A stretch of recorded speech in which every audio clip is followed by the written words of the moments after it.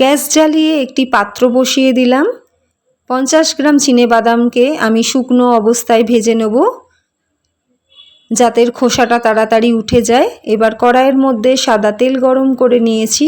এখানে 500 গ্রাম পনির আছে, যেগুলোকে টুকরো করে নিয়েছি, এবং অল্প অল্প করে পনিরগুলোকে হালকাভাবে ভেজে তুলে নেব, নইলে শক্ত হয়ে যাবে। পনির ভাজা হয়ে গেছে। বাটির মধ্যে সামান্য নুন দিয়ে আমি পনিরগুলোকে জলের মধ্যে ডুবিয়ে দিলাম। এরপর এখানে ফোড়নের জন্য আছে শুকনো লঙ্কা, তেজপাতা, গোটা গরম মশলা, হাফ চামচ মৌরি, 1 চামচ জিরে। প্রথমে আমি ছোট করে টুকরো করে কেটে রাখা আলুটাকে নাড়াচাড়া করে ভেজে নেব।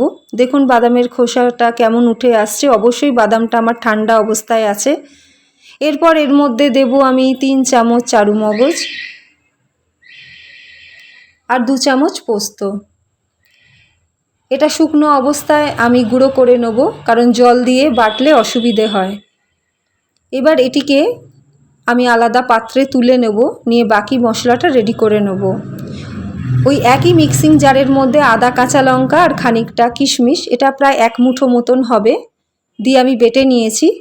তারপর ওই বেটে রাখা চারু মগজ, পোস্ত, বাদাম, ওগুলো আমি এর সাথে একবার ঘুরিয়ে নিলাম।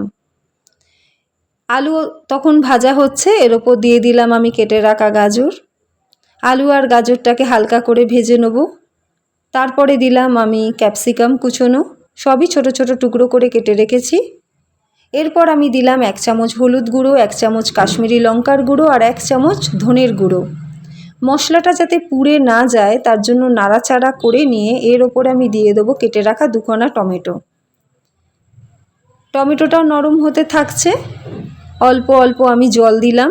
ভালো করে কষিয়ে নেওয়ার পর বেটে রাখা সমস্ত বাটা মশলা আমি সবজির ওপরে দিয়ে দিলাম, আর মিক্সির বাটি ধোয়া জলটাও দিয়ে দিলাম। বাটা মশলা আর সবজি ভালো করে নেড়েচেড়ে কষানো হয়ে যাওয়ার পর দিলাম খানিকটা কাসৌরি মেথি।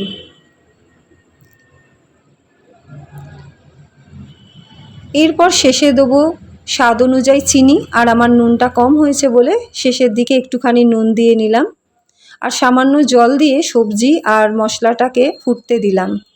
এরপর আমি ভিজিয়ে রাখা পনিরগুলোকে সবজির মধ্যে দিয়ে দিলাম। ভালো করে সবজি আর পনির মিশে গেছে। রান্নাটা প্রায় আমার শেষ পথে। শেষে নামানোর আগে দিয়ে দেবো একটু ভাজা মশলা, দিয়ে নাড়িয়ে চাড়িয়ে তৈরি হয়ে গেল ভেজ নাট পনির। আজকের রেসিপি ভালো লাগলে সঙ্গে থাকবেন। ধন্যবাদ।